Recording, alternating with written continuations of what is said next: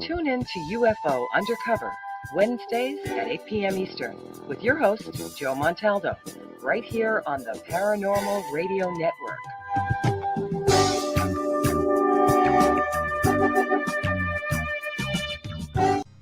All right, everybody, it is that time of year again. It's time for you to get out and nominate for your favorite podcast. The show I want you to consider for the People's Choice Podcast Awards is The Centralist in the category of politics and news. The Centralist is a much different news and political program which is not deemed as opinion news. Listen as Joe Montaldo brings you just the facts from trusted sources, which will allow you to make up your own minds on the various stories being reported on. So go to podcastawards.com to nominate The Centralist in the category of politics and news. And that's podcastawards.com. Take a moment, go and vote, and as Joe would say, come on guys, vote, vote, get out there, vote. What you waiting for? It's time for you to get out and nominate your favorite podcast. The show I want you to consider for the People's Choice Podcast Awards is The Outer Realm, and that's in the category of Best Female Hosted Podcast. The Outer Realm is a popular show hosted by Michelle DeRoche and Amelia Pisano, which has millions of listeners each week. They are well known for their laid-back, roundtable style of interviewing. Together, this dynamic duo brings you the best of the best with guests from around the world who are well-versed within their respective fields of ufology, paranormal, cryptozoology, folklore, and anything else that would be deemed outside the realm of normal. Michelle is an international public figure who has spent the last 2 decades working in the international paranormal community, in research and media. Amelia is a remote viewing medium with 10 years of working with missing children, as well as cold and active murder cases. So go to podcastawards.com to nominate The Outer Realm in the category of Best Female Hosted Podcast. That's podcastawards.com. It's super easy. So just please take... It's time for you to get out and nominate your favorite podcast. There's a show I want you to consider for the People's Choice Podcast Awards, UFO Undercover, in the category of entertainment. This show brings you some of the most revealing and current research that is being done with respect to alien abductions and contact. Host Joe Montaldo has been an abduction researcher for over 35 years and is uniquely qualified to bring you live interviews with some of the most well-known researchers in ufology. So go to podcastawards.com and nominate UFO Undercover in the category of entertainment. That's podcastawards.com. So take a moment, get out and vote. Yes, it's that time of year again. It's time for you to get out and nominate your favorite podcast. So there's a show I want you to consider for the People's Choice Podcast Awards. You've been hearing it for years now. It's the Writers and Illustrators of the Future podcast in 3 categories: education, storyteller drama, and art. So the show is based on the world-famous Writers of the Future contest created in 1983 by L. Ron Hubbard and provides advice and tips from contest judges, international best-selling authors, world-class artists, contest winners, and industry professionals for writers and illustrators wanting to take their next step. So go to podcastawards.com and nominate the Writers and Illustrators of Future podcast in all 3 categories. That was education, storyteller drama, and art. And that's podcastawards.com. So take a moment and get your votes in.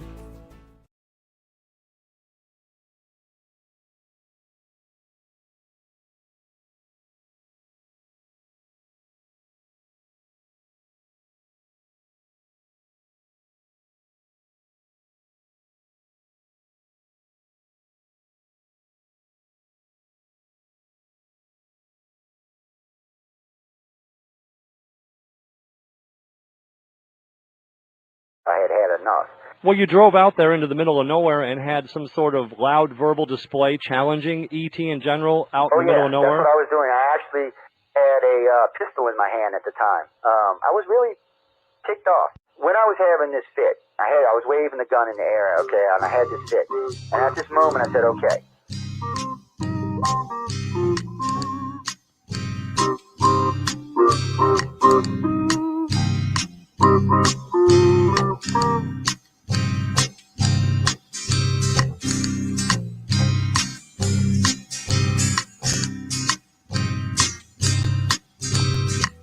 He was Louisiana. a man named Montaldo.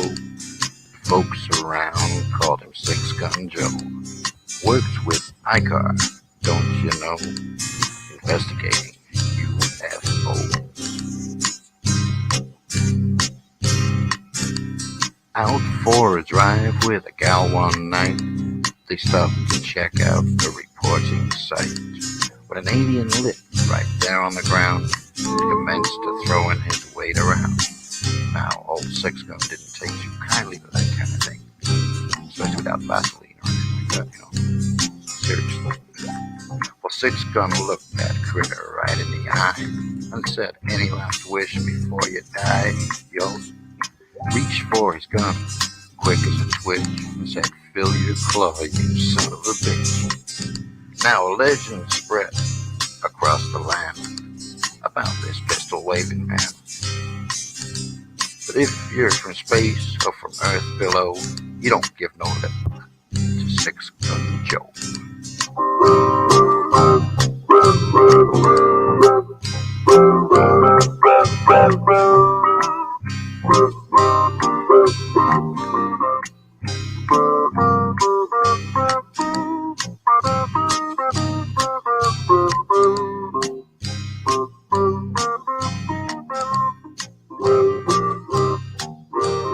All right, everybody, it's time to vote, vote, vote. Get out there and nominate your favorite podcasts.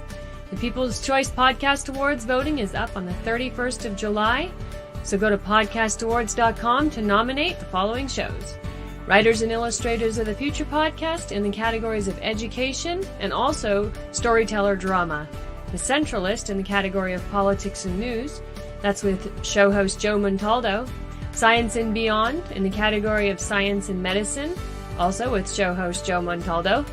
The Outer Realm in the category of society culture, with show hosts Michelle DeRoche and Amelia Pisano. And the Pittsburgh Paranormal Chasing Prophecy in the category of religion and spirituality.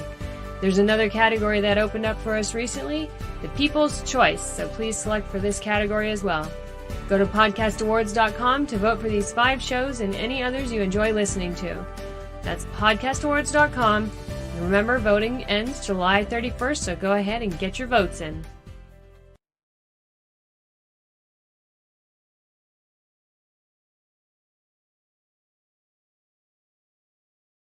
Welcome to UFO Undercover with your host, Joe Montaldo.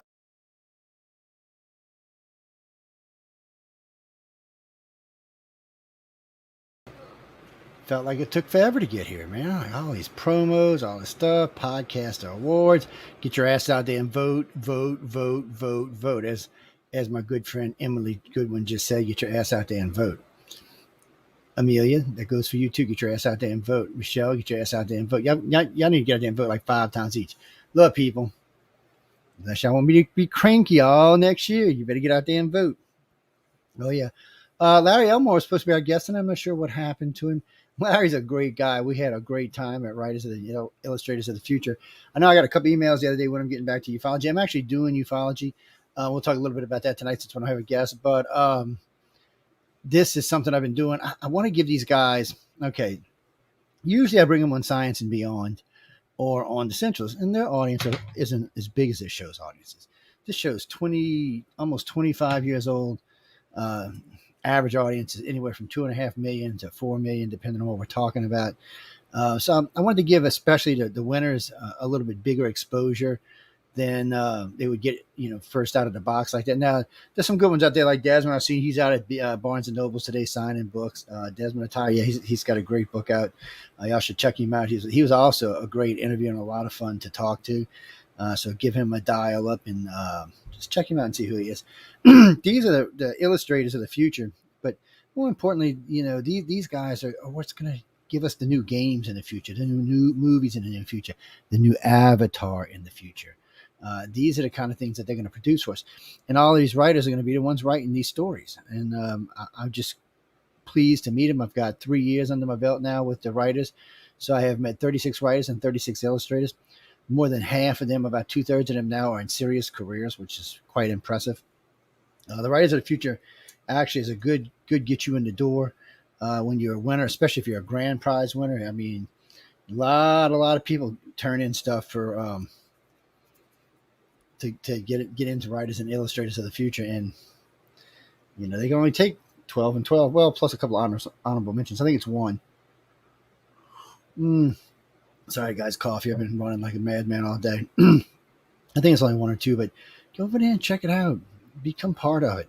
Get involved. Yes, I know, Billy. That was ridiculously how long that took. Plus, there was gaps and like 30 seconds of silence and shit. Yeah, I don't know what all that was about. First test run out. All the hosts will be doing it now, so I got to get on them. And I was just playing around with it tonight to see how the system was doing. So it's always something. Oh, wait, here, real quick. Here he is right here. This is his website. It's Larry Elmore. It's just real easy. It's his name. It's .com, I believe. So you can go. I keep smelling wax burn. Like, what the hell? But anyway, so Larry's supposed to be the guest tonight, Will. So I'll be changing titles later on tonight as whatever that show is that comes on after me. What is it? Chasing Prophecy. Oh, no, wait. That's Tuesday. Is it The Senseless? No. I don't know who the hell comes on after me. Y'all know? I don't think I remember. I'll have to wait around and see who it is. I don't know. Some strange show that got in behind me. He must have got lucky. We have a good sponsor, one or the other. I just don't let anybody in behind me. But sooner or later, I'll remember that show that comes on after me. I know it's got two hosts. Yeah, who? I don't know who they are. How am I supposed to know that? I just work here. I don't know everything. Again, no, I apologize, Chris. Larry's supposed to be on with us. I don't know what happened. I will get with Carmen, and Carmen will get Carmen's media operations over there, so media relations over there, so he'll find out for me. Nah, these days, actually, whoever texted, I didn't see that. Hold on, let me go back. Messenger, hold on, shit. Come here, Messenger.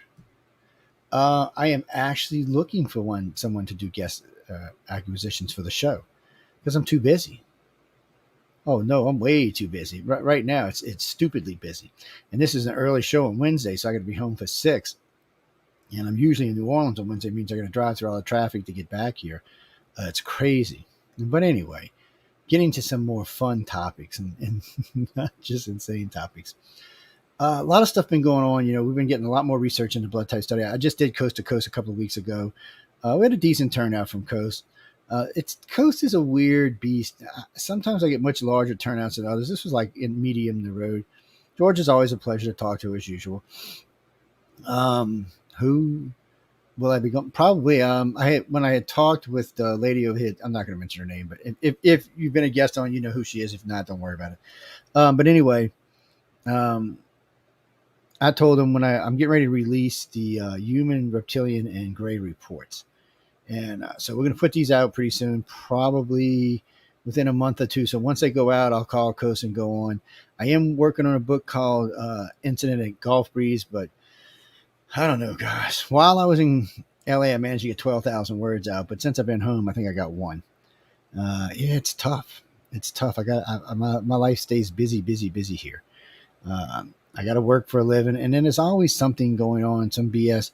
It's not that I can't find the time to write it. But it's more than that. You got to have the attitude, or no, really. I mean, you mindset's got to be right for it. And my days are always got some kind of bullshit going on, so it makes it hard for the mindset to be right. Yeah, well, in LA, I wasn't doing nothing but working press. I mean, my partner was taking care of the business here, and my wife was taking care of the house. I didn't have to worry about anything. I was just hanging out in LA is what I was doing. Doing press. I got 24 or 26 interviews from there. I got another 15 or 20 since I've been home. Yeah, altogether, I'm going to have close to 100 interviews when it's all said and done. But that's last year and this year. Yeah. But anyway, getting back to what I was talking about. It's interesting to see because people get all bent out of shape when it comes to the blood type study. It's not just that. Some of the other things we talk about, people get bent out of shape about, but there's nothing to get upset about when you talk about this. Yes, currently, the majority of people who are being taken happen to be Rh negative. Why? This could be a couple of reasons for it. Rh negative is later on the scene. It's a younger blood type than Rh positive. Matter of fact, I think for 2 million years, humans lived without Rh positive. I'd have to go check to be 100% sure, but it's on the ICAR website. But it was about 2 million. And then out of the blue, and for no good reason, bam, RH positive just shows up on the scene about arguments between 25 and 45,000 years ago. You can pick whatever date you want to. The dates is not really that important. It is a little bit, but it's not as important as people would like it to make it out to be. There's more important things that tie into the dates, but somewhere between 25 and 45,000 years ago, RH negative popped up. Now, in that time, we'll say, so we're going to take the middle of the road. We're going to say 35,000. In that time, guess what? 15% of the population is now RH negative. That's a pretty good percentage of the population, if you ask me. They just, and it's growing, it's expanding. Well, when I was a kid, how can I say this? Blue eyes and green eyes, which make up the common eye colors, were all up 2 to 4% of the population. Today, it's depending on what survey you want to believe, anywhere from 8 to 14%. Some go as high as 18, but there's not any real facts to back it up. But still, even if it is 18, it's still a far cry from the 82% of the people who are brown-eyed. It's probably more like 90% of the people that are brown-eyed, but still, regardless, it's a lot. But the point is, it's changing, and it's changing. Well, it probably, in the grand schemes of Mother Nature, it's changing quickly. In the grand schemes of humans, it's changing slowly. I mean, very slowly. It's, hold on. Oh, sorry. That thing was buzzing on my phone. I had to get it off. It was making me crazy. Just another app wanting to play on my phone. Probably some kind of spam, to be honest with you. It's constantly spam on these damn phones. Actually, these days, now we're off topic again, but these days I just ignore spam most of the time. I used to go block, and it doesn't matter. They just use another number. Yeah, it just never seems to go away. The IRS calls, I've probably got 10,000 of them now. Something in your bank account, probably about 10,000 of those. It's just crazy. Things like that are just crazy. But anyway, getting back to what we were talking about. It's important to know that Rh negative and the colored eye, these are mutations.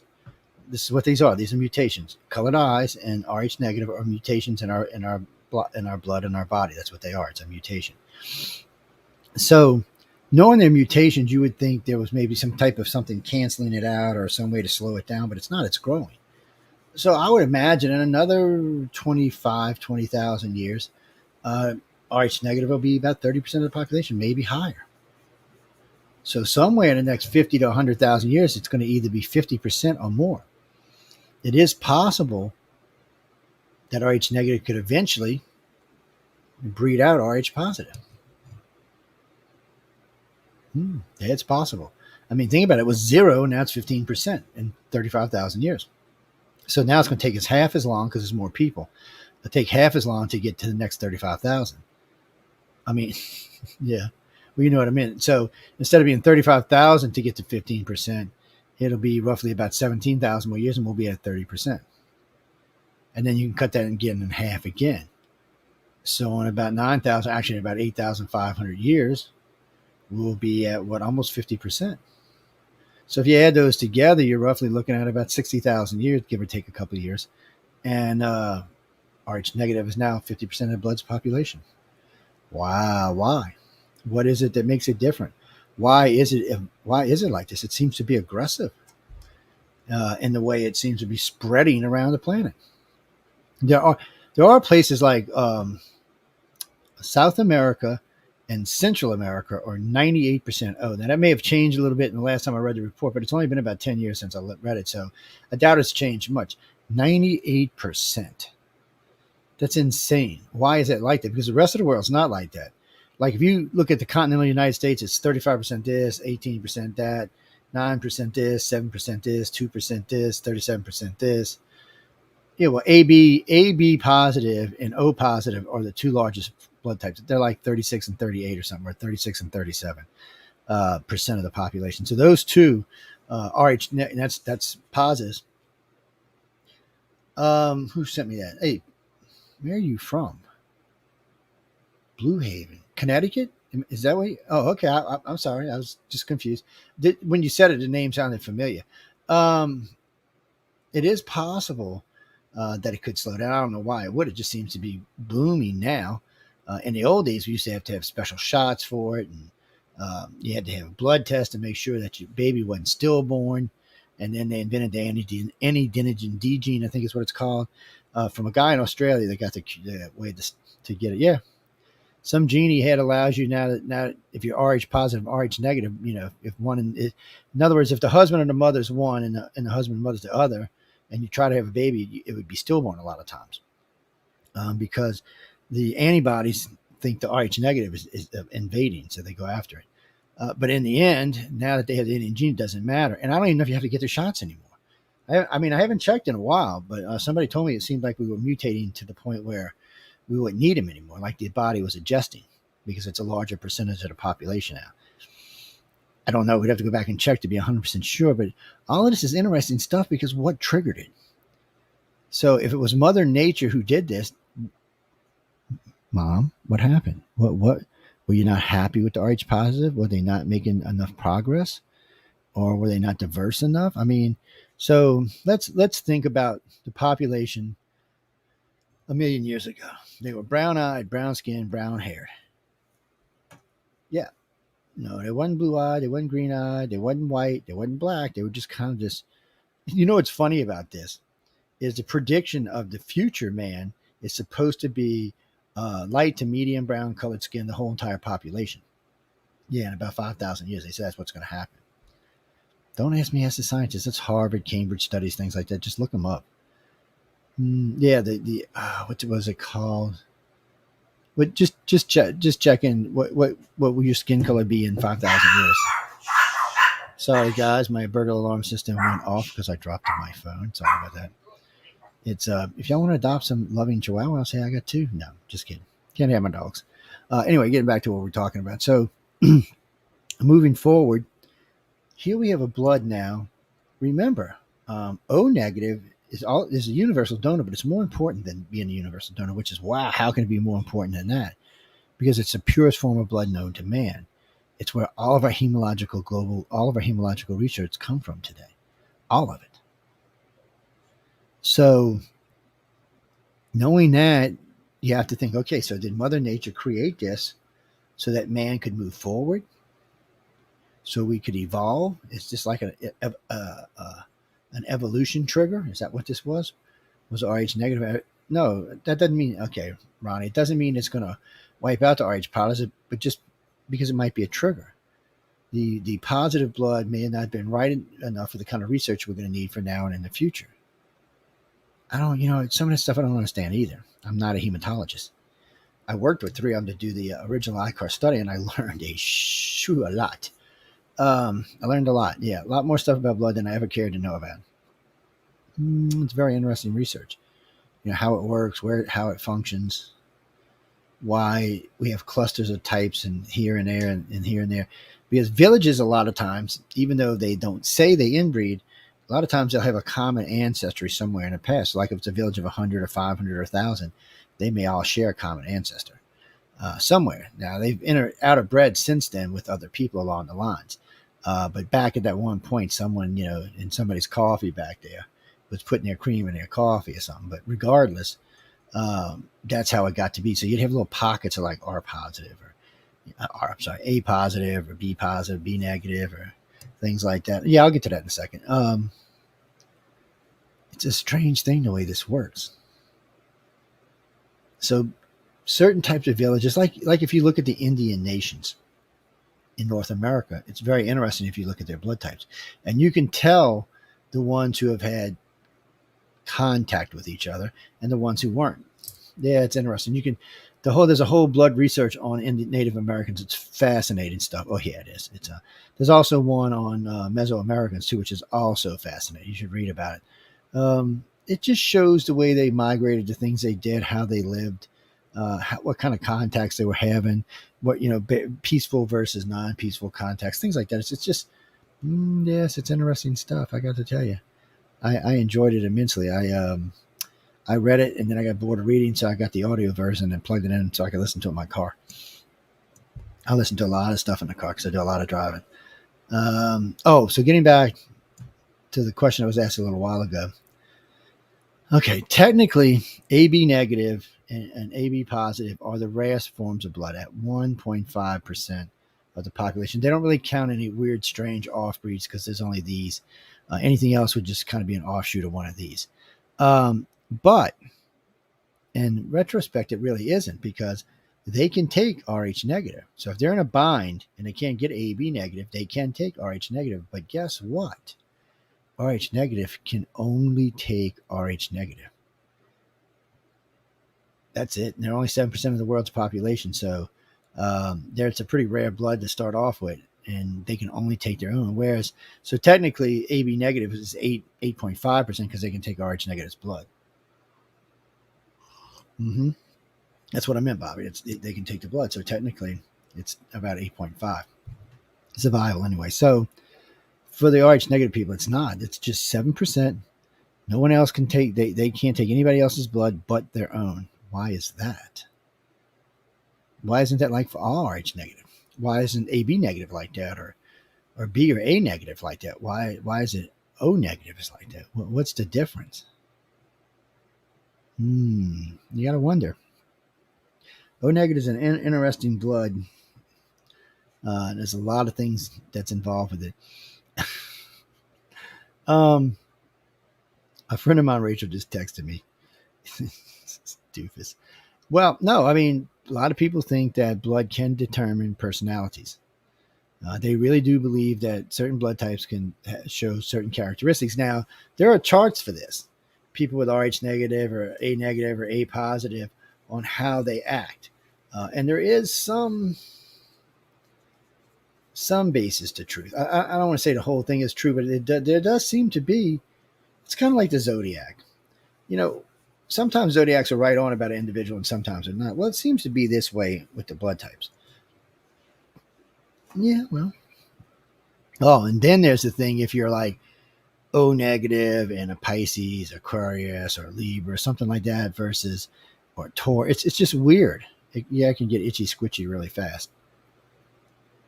No, because I don't want to entangle the zodiacs into it. I just thought it was interesting that someone had already done it. Really, for me, it's just simply about the blood types and why was there a change. You know, like I said, I worked with 3 hematologists. I've talked to probably a half a dozen or more since then. Just asking a question, where did Rh negative come from? It's interesting. Everyone gives me a different answer. You know, even if they don't know, it's still a different kind of answer on why they don't know. Oh, I find it fascinating. I really do. I mean, if they don't know why, somebody like, well, you should know that. Well, really? The hematologists on the planet don't know. Why the hell should I know? Area 51 is cool inside, people. Shh.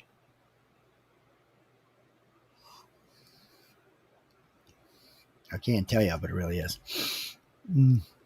Anyway, let me roll through a couple of these questions right quick, and then we'll get back to the conversation. What we got here? Who is this? Regina. Hey, Regina. Where are you at, Regina? You know the rule. Everybody should know the rule by now. San Francisco. Did I make a funny face? I'm sorry. You said San Francisco. I thought about Nancy Pelosi. I'm sorry. I'm not even going to tell you the other thing I thought about. No, I'm not. So anyway, I'm sorry. So yeah, okay. It is true that the child has the mother's blood type. Tricky comes in. They don't necessarily have the Rh factor. Ooh, I know. Well, because my doctor told me. Because my wife is O positive and I'm O negative, and my son was O positive. So I asked the doctor. He said, no, they have to have your blood type, which is O, and the Rh factor can be either one. Hey, live and learn. What the hell did I know? I was like 19 or something. No, it's 23. Sorry. Yeah, live and learn.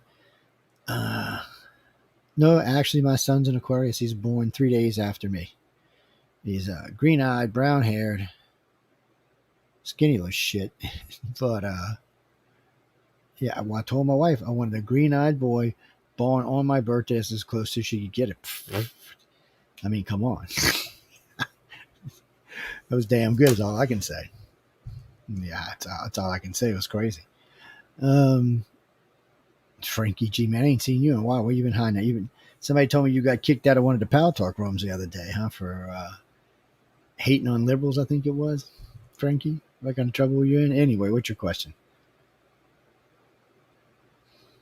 Oh, so Frankie wants to know, and Frankie's actually from New Orleans, by the way. He wants to know if the aliens had done this, why would they have done this? If it was the aliens, maybe they figured it was time to step our evolution up. And for Carol, because Carol's been hating on me ever since we started tonight about, oh, positive is just as good as O negative. Yes, they are. But they may have been lacking the evolutionary trigger that RH negative has.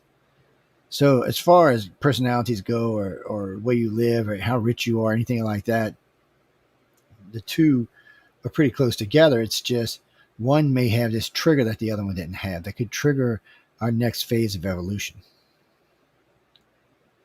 Maybe that's why ET gave it to us, because it was time. Because when the first time I was talking to the very first hematologist I ever talked to, and he was telling me how O negative is the universal donor and it's the purest form of blood known to man. And I was asking him, I said, well, that's kind of weird that it wasn't around and it just showed up. Even he thought it was kind of weird. He was kind of like, well, it just showed up. They don't know why it showed up. It just did. Oh, go ask yourself. Oh, man, I get tired even asking. Like I said, between the ones I started with and the ones I've talked to recently, it's ridiculous, different answers.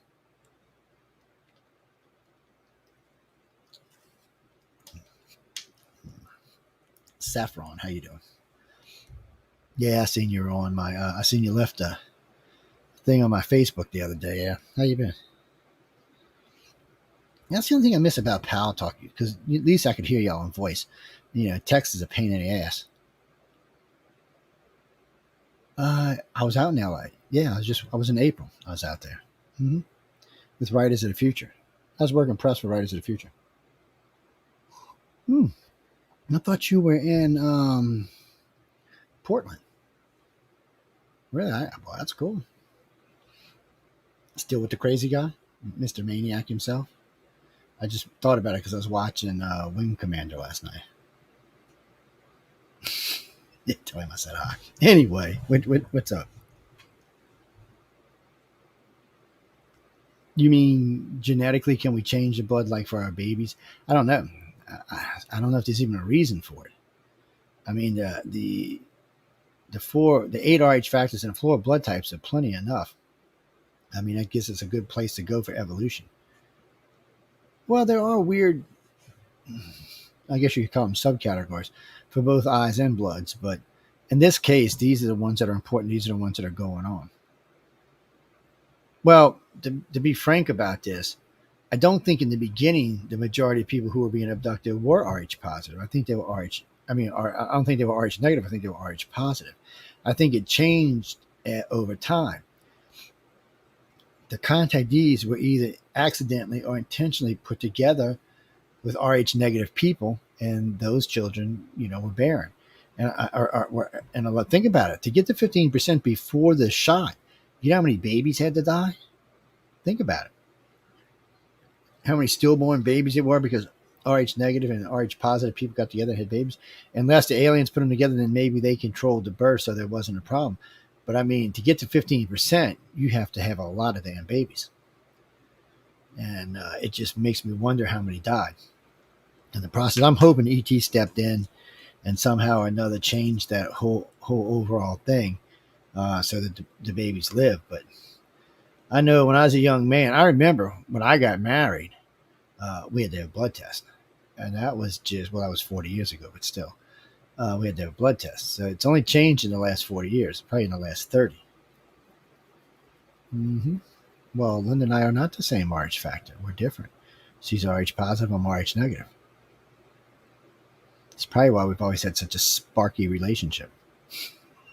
I'm sorry, that was corny. I apologize. Zimbabwe. I'm not even believing you're in Zimbabwe. You're going to have to prove it to me. Oh, no, we get people from South Africa all the time. Oh, I did hear about the big game shooter, the one that got killed in South Africa. I did hear about that. Yes, I did. Yes, the guy who sold tours to go out and kill elephants and giraffes. And I don't even want to say what I think about that. I'm not losing any sleep over it. I'll tell you that much, though.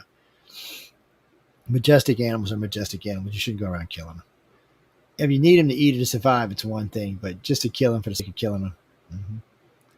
And before anybody asks, I did hunt when I was young, and I quit not long after my son was born. It just wasn't the same killing animals for sport. Well, we always ate them. I mean, but still, it's still sport hunting because you can go to a grocery store and buy it. You can buy venison anywhere down here in the South. Yeah, it's not even hard to find. So there's no really need to go out and kill it unless it's just something you need to do. It's a challenge, but I mean, it's still not a fair. I'm using a 30-06. He's using his antlers. As long as you don't get close, it's not a prayer for him. So, yeah, kind of like the Iraq War. Marsha, how you been? I see a lot of pal talkers texting me tonight. What are y'all all awake tonight? Or somebody said we were doing UFO stuff tonight. Is that what happened? I did talk to him the other day. He's got a regression session coming up. Mm-hmm. By the way, he is also RH negative. He's B negative. Mm-hmm. It's just our contactee group, the overall contactee group we have. The majority of them are about 65 to 67% are RH negative, and out of that, more than half of them are O negative. Yeah, it's they're looking for something particular, or they're breeding. Every time I talk about this, I think about the movie Taken. I hadn't really thought about it until we watched Taken again a couple of weeks ago. If y'all haven't watched Taken, if you don't know what I'm talking about, Steven Spielberg did a miniseries on abductions. It's called Taken. It's all I can tell you is somebody was reading my research when they made this movie. Not all of it. I mean, a lot of shit they just take whatever with, creative license. But there's some stuff in there. Some of the way the aliens move, some things they do, there's a lot of stuff in there they were listening to somebody. I don't know who, but they were paying attention. Oh, sorry about that little mousy thing. But they were paying attention. The blood type thing was such a weird thing to get involved with. I mean, we were looking, and this is how you know we're the legit people who did this. Because first off, we've been doing it for 20 years, but the thing of it is when people ask why you did this, there's always some big bullshit answer on why they did it, but there is no big bullshit answer. The reason we did this is to help us find more abductees. Okay, so there's a couple of things we use to find out if people have been abducted or not. And because, sometimes they may have a dream, it might be something passing, they may have like a 5-minute thing and that's it. And you need more than that to launch an investigation. So we were looking for ways to identify. We even have a career thing. Oh, yeah, it's on the website. To see if there was any alignments of careers or jobs. I forgot what November called the job something. It's still there. How many people in just this field or that field or this field. But it does seem to be spread out pretty equally, so I don't think it really matters who you work for. So the blood type thing was just a fluke. We got into it. We started noticing some patterns, so we launched a study and thinking, okay, maybe if we know a particular blood type they like better, we can focus in on those kind of people. Well, we found a whole RH factor they like better. So now when somebody tells me they've seen this, that, or done this, and then they tell me they're RH negative, okay, you kind of got my interest a little bit. But let me tell you what, RH positive people, as long as you say the right things, just like RH negative people, then we'll investigate your case. ICAR has let about 40% of their abduction criteria loosen the population. And it makes it a little bit harder now because, I love when I hear other researchers quoting my stuff. It just, it's worse than that. When some of the other researchers in the organization hear them quoting ICAR stuff in general, oh, people get pissed. Matter of fact, just recently, a friend of mine, DeAndrew, who passed a few years back, she was our national director, and Dee was our resident Roswell expert. And she knew more than even Stanton Friedman did about Roswell. And she had run down some information on the nurse that was supposedly there with the 3 aliens. And we had got some feedback on it, and she had got some feedback. So I don't know, it's, she's passed away. I'm listening to a show there, and they're not going to mention which one. And they're talking about how they uncovered this. Yeah, they uncovered it by listening to Eye to the Sky. That's how they uncovered it. Shitheads. It's it was her research. She found this out. She ran it down. I think she was the only one who actually figured out who the nurse was. These people hadn't figured it out, but she did. It was a strange thing. She was a hell of a researcher. I hated to see her go. Because she was a good friend of mine. I miss her all the time.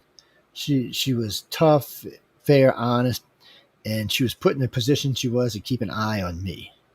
That was her main job. Even though she was national director and had to deal with everything else, her main job was to keep me from going native. That was her main job. Yes, it's easy. There's a lot of people want our attention, want to be involved with what we're doing.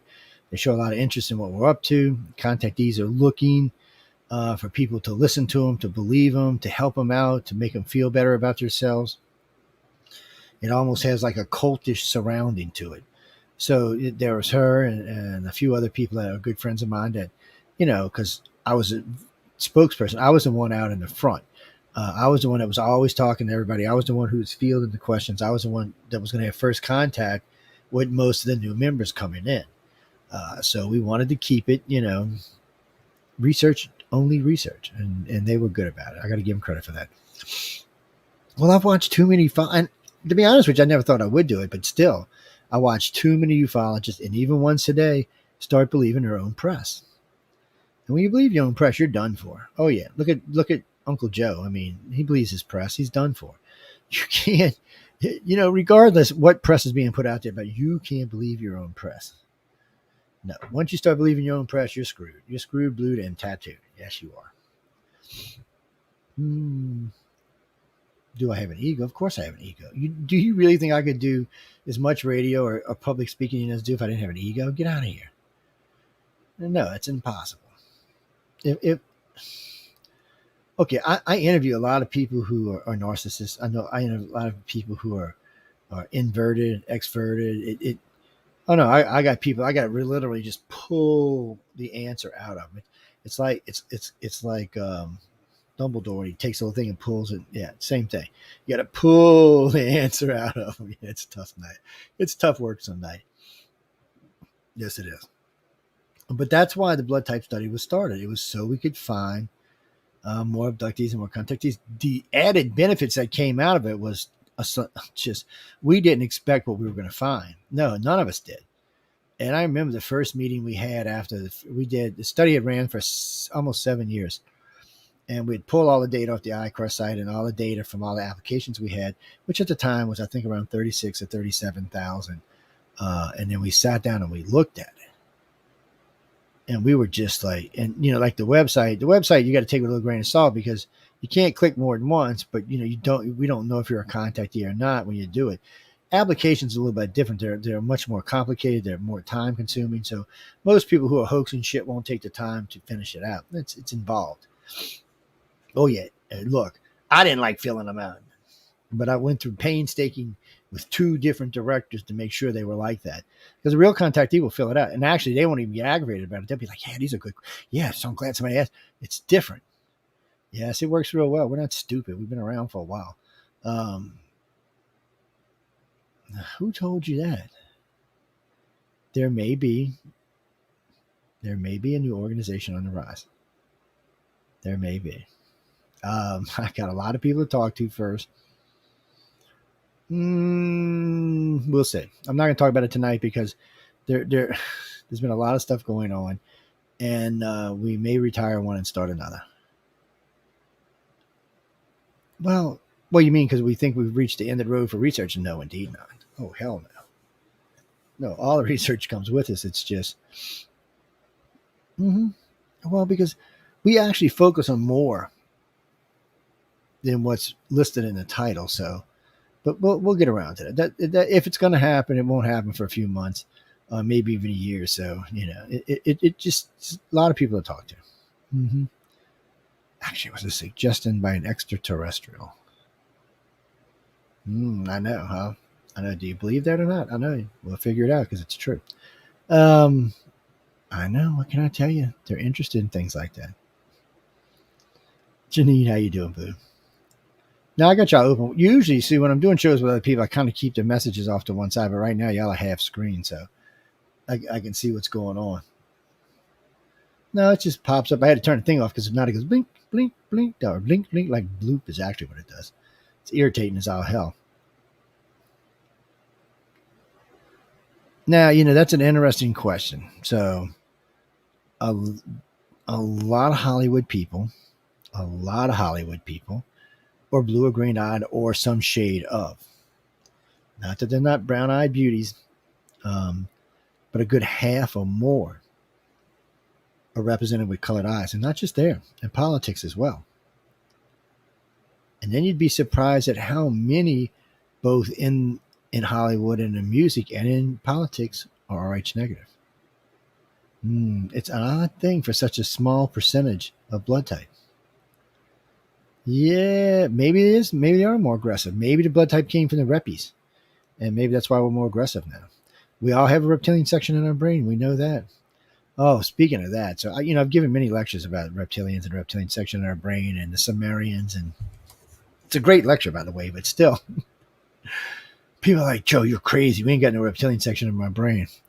I remember, where was I? I think it's in D.C. I just got through doing a lecture on military abductions about Katarina Wilson, Melinda Leslie, and it was two others. That I think it was Corona Sables and I can't remember her name. Anyway, not Marion Delicata was the other one. Shucks, her name comes. Anyway, I was doing a lecture on that, and it came up in passing, and it became it became the focus of the topic. It was a really strange thing. It changed the whole entire layout of the. Damn, I can't talk. The whole entire layout of the lecture. Sorry, I couldn't get that out for some reason. No, I'm drinking. Actually, I'm not. Shh. You're not supposed to ask me them kind of questions. I almost got myself in trouble. No, I'm drinking coffee. Somebody asked me what kind of. They asked me. They just asked me if I was drinking a certain type of coffee. That's all they asked me. See, there's no name. It just says coffee.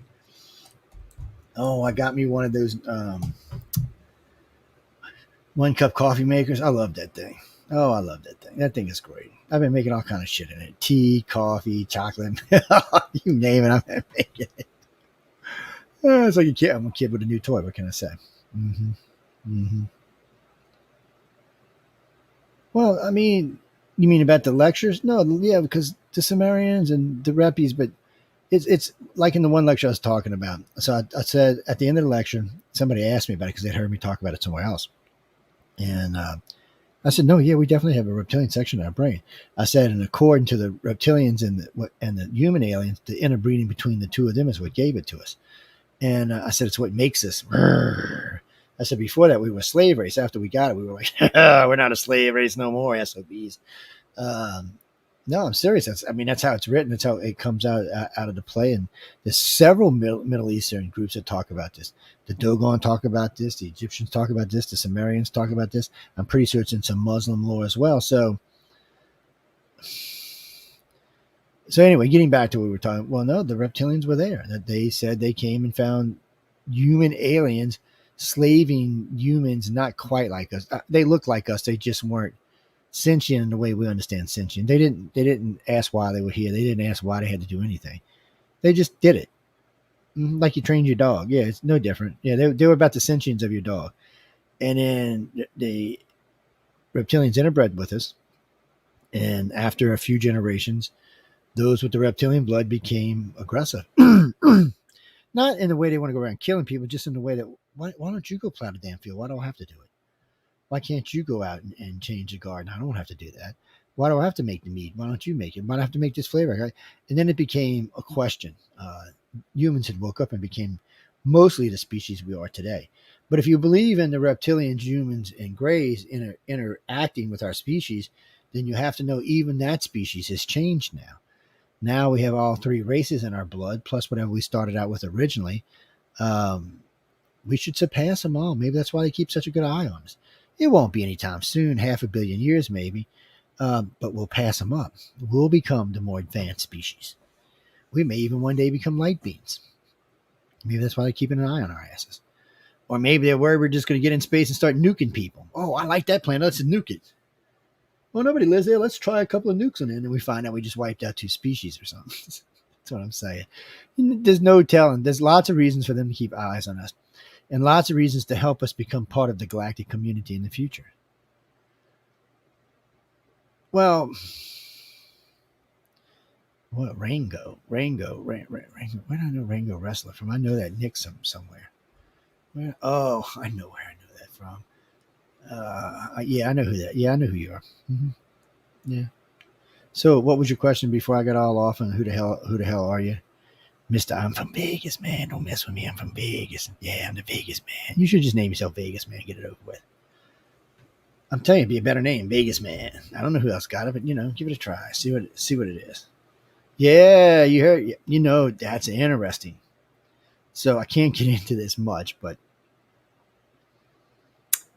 I've got it on a much better source now that the tall whites do exist out at Area 53.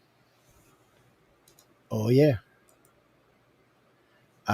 No, I can't get into why, but very recently, I came across an individual that proved beyond any shadow of a doubt that, yes, there is aliens out at Area 53. Well, Charles Hall is the one who originally brought it to me, and everybody gave him shit. I even gave him trouble. I did not believe him. I just figured he believed whatever he was saying. He was convincing. So I said, well, if he's lying, then he just believes a lie, because I didn't think he would fail a polygraph or anything. I think he'd go right through it. But we had other people call in. We had a couple of dealers from Vegas call in. We had a couple of taxi cab droppers. We had 2 state troopers who had all said they had seen him in the casino. Oh yeah, 7, 8, 9 different witnesses said they seen him in the casino. 2 limo drivers said they had shuffled them around in Vegas. 2 taxi cab drivers, high-end taxi cab drivers, they like them van things. They said they had shuffled them around in Vegas. They gave accurate descriptions. And I only gave, in the original interviews, we only gave X amount of description. So you would have had to see more in order to tell us what you saw. We didn't give enough. The descriptions we gave were adequate to help you look for something, but they weren't even close to detail. Well, we had the details. We just needed them to say it, though. It's like anything, even with abduction research. It doesn't matter how much we know. We need you to say it. We can't say it for you. And you say, oh, yeah, that's right. Well, it can be any damn thing. Mm-hmm. Oh, that's what left of Bob. Mm-hmm. Pissed me off. What can I say? That's Bob the Gray, or what's left of Bob the Gray. He's still telepathic even dead, though. It's interesting. What can I tell you? Actually, that was supposed to be a replica of another skull. Mm-hmm. To me, it's just a skull that's there. It was a gift by one of our listeners. Mm-hmm. Mm-hmm. What do you mean?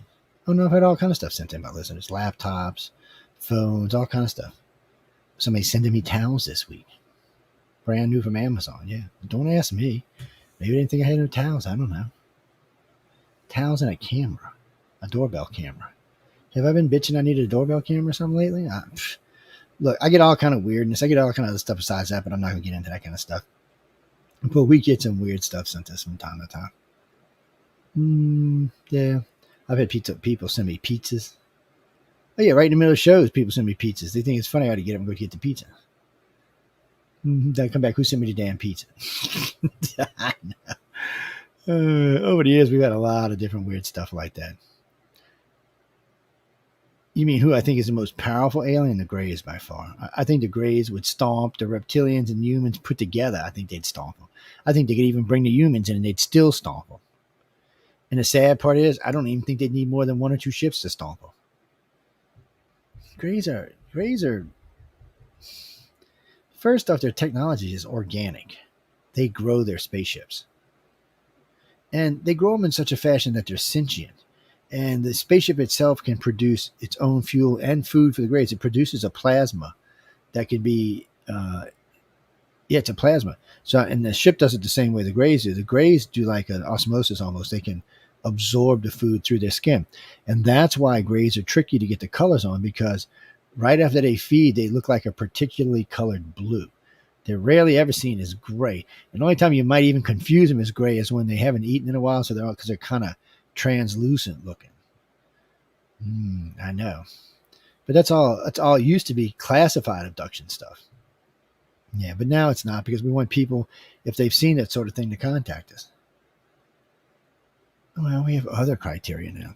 The more we investigate, the more we learn. Would y'all like me to hypnotize the whole group tonight? Good evening, ladies and gentlemen. Would you like to go for a walk down the beach? Gentle walk down this nice surf sand. You can smell the salt in the air. The tide just barely lapping against your toes. You can even feel your toes squishing in the sand at this point. Now, we could get much deeper into this, but I don't want to put my audience in. Make your checks payable to Joe. Thank you. No, the Greys are by far the most powerful aliens, at least that visits our planet. Yeah. Well, the light beings aren't really interested in us. That's bullshit. When most people tell you they met their light beings, they're lying to you. I'd be more like, who's pulling the wool over your eyes? First off, any full-out light beam, you couldn't even be around it. It would like melt humans. Yeah, even the Greys have a hard time being around them. Reptilians, humans won't go around them at all. No, they're like a pure form of plasma. They're pure energy. They can travel through space. They can build and design worlds. They don't need ships. They don't need anything physical. They can simply think it and make it happen, whatever it is. Yeah, for the average human, they would be considered gods because they can do anything a god can. They can manipulate time and space. Like I said, they can build planets. They can destroy planets just with thought. They can travel with thought. They're just pure energy. While the rest of us are kind of stuck, in a fleshy form. You mean shapeshifters? Yeah, light beings can be shapeshifters because of pure energy. So it's easy for them to shapeshift. Most of the other races, they're not really physically. It's not that I'm saying there's none out there that can do it. It's just the ones that they say do it here don't. They do something different. And the way you know this is multiple witnesses, because people say, "Oh, I seen the Grey turning this or the reptilian turning that or whatever." But the problem is they're not physically transforming. They're making you think they did. It's some kind of defense. We don't know if it's a technology or if it's just built in their brains. With the Greys, it's probably built in. With the other ones, it may be a technology. But whatever it is, you could be on an airplane full of people and they would all see you as what they thought they should see you as. None of them are going to see you as you reptilian or any of that. I know. I often wonder how a 600-pound reptilian gets into an airplane seat. Well, he has to fly first class. There's no way he's getting in coach. He'd take up all 3 seats. Shit, I can barely fit in coach. Oh, I don't fly coach unless there's just no other way. Has nothing to do about money. It's just uncomfortable. Well, if I flew every day, it'd be different, if I was wasting that kind of money. But, well, no, then I'd fly. I like to fly business class. I don't need to fly first class. Business class is fine. Big, wide seats, only 2 seats. Up in the front, so you get off first. Yeah, that kind of stuff. Oh, like they give a shit if you're in an airplane. The Greys don't care where you. If they want to take you, they're going to take you. If for some reason they feel the need to take you, your ass is getting taken. You could be in jail. You could be in a White House. You could be in a fighter jet. They don't care. If it's your time to be taken, you're getting taken. That's just all there is to that. Yeah, beam me up, Scotty, my ass. They're just going to take you. Even if they're going to put the whole plane in suspension in time, they're still going to take you. Well, no, more than likely what they're going to do is they're going to come in, freeze the moment, and take you out of it. And then, so there's not a panic on the plane, they will put you back in at the moment. They took your, well, sometimes they put you in before you left, which is confusing. Yeah, I guess you're soul hopping. I don't know. It's confusing. I've heard many people talk about it. It's still confusing. Yeah, I guess you're entering your own body. Your essence is popping into the body that's there as that one's pushing out. Yeah, it's a strange thing. But that way you're not missing. Nobody ever sees an empty chair. They're like, oh, well, where'd that guy go that was sitting next to me? Oh, my God. No, they don't see that kind of stuff. As far as I know, they can take you out of time and space for as long as they want. I mean, we got cases, several months people were missing, but nobody knew they were missing because there was no time gone. So, this is one of my favorite cases to talk about because I had dinner with this couple. So we're in Pensacola, Florida, went down for dinner. Friends of ours that are abductees, male and female, married couple. We had dinner. We left that night. I think it was about midnight, but we had the girl in the restaurant take pictures of us. She took 4 pictures, 2 of which we took, 2 of they took. Both the women wearing dresses, about thigh high, both the guys, myself and him, wearing a suit, so everybody looked nice. It was a really nice restaurant. So we leave, and I was going to see him around lunchtime before I left that day just to check in. Man, it's about 5:30, 6 o'clock in the morning. My cell phone starts ringing. I'm like, who the fuck is it calling me on my cell phone? And I just ignored it. So then the hotel phone starts ringing. I'm like, what? Because only 2 people knew where we were. This couple and my son. So I knew it had to be something. So I picked up the phone, answered, and it's them. And they're screaming and panicking and going on. And, oh, you got to come over. You got to come over. You got to come over. I'm like, I'm like, all right, let me get a cup of coffee. I'm on my way. So I get dressed. I'm fumbling around, get over there. It took about a half an hour to get over there. I'm like, what the hell is going on? So I look up at this guy. He's got a beard like this. It's coming out to here. He looks like freaking Grizzly Adams. Well, when I seen him that night, he was clean shaven, no beard, nothing. I looked down. This girl had hair on her leg this long. It was so long it was curling around itself. So we had him go see a doctor, something to see if there was like some kind of explanation for spontaneous hair growth. He showed the doctor the pictures. The doctor didn't know what to think. The doctor said, judging from this, it looks like about 3 weeks of hair growth. So then they put it to a test. He shaved his face, she shaved her legs, and they let it go for 3 weeks. And sure enough, it was about 3 weeks worth of hair growth, maybe even a little bit more. Okay, well, I had seen them in, I guess it was 12:15, 12:20 when we left. And they were calling me at 6 in the morning. So in that 5-hour period, they lost 3 weeks. How does that work? They have to have a way to take you out of time and space. Or at least out of time, maybe not out of space, but they have to have a way to take you out of time. 3 weeks, people. That's ridiculous. It's not even the longest case I've heard of. So, but they put them back same day, or later that day. So no one knew that was going. There was no one at the house with them. There was no one that seen them leave or disappear, and they put them back before anybody missed them. They've gotten slick, and I know why they got slick. And ufologists hate when I talk about this because I'm right and they hate it. They never thought that ET might actually react to what we were doing. So we're studying it. We're finding ways to identify contactees and finding ways that, to know when they're around and figure stuff out. Well, okay. They said, well, guess what? We're not going to give you missing time anymore. We're going to change the way we do this. So we either put them back at the same time or a little bit before. So it's gain time or odd time. So in the odd time, you have to find something that's out of whack to figure it out, like the hair thing. Or another one of my favorites, also in Pensacola, Florida. A couple was staying at the hotel. One of my favorite places to stay at the Navarre Beach Hotel. It's right across from the military base, right across. It's on the back bay, beautiful setting, right there by the beach. It's just a great place to hang out. So they left their hotel at I think it was about 10 minutes to 11. Stopped at the local Circle K. It was right at shift change. So it had to be right before, right after 11. The 2 girls working the shift, the 3 girls, working the shift. Right, remembered them when we asked about them. Because they were real nice and they were talking about going looking for UFOs because that's what they were doing. They were going UFO hunting. They drove down the Navarre Beach Road where the park is and parked their car. Got out of the car, walked down to the beach. Now I'm not going to get all into what happened to them that night because it's really strange. Comes back, gets in their car, drives back, goes back to the hotel, go to bed, right? So anyway, a couple of days goes by. Found in between the 2 seats is a ticket. Some cop had given him a ticket for illegal parking. Okay, no big deal. Well, first off, how did the cop get in the car? The doors were locked.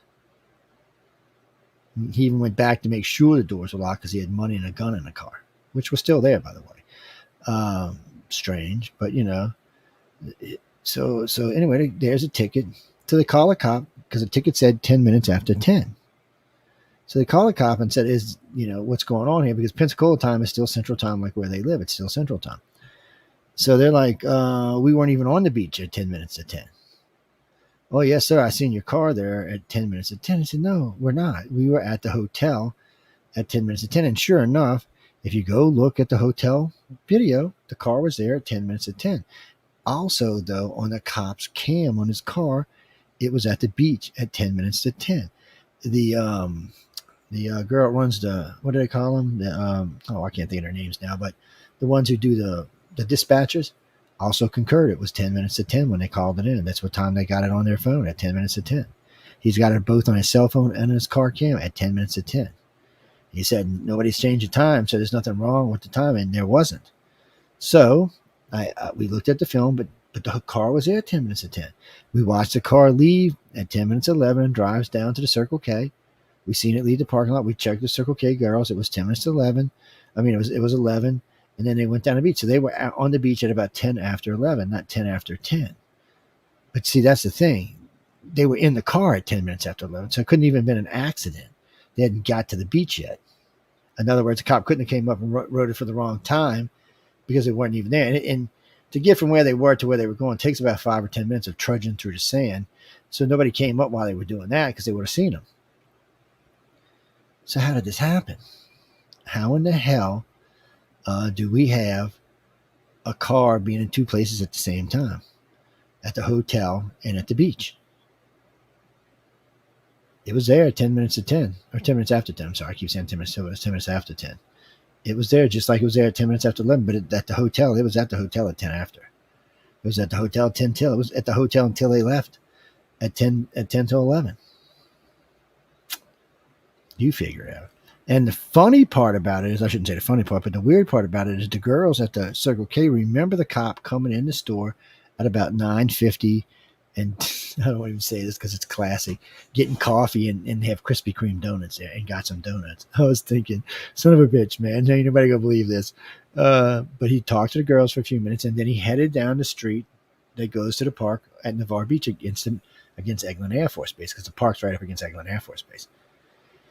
And so that's when he wrote the ticket.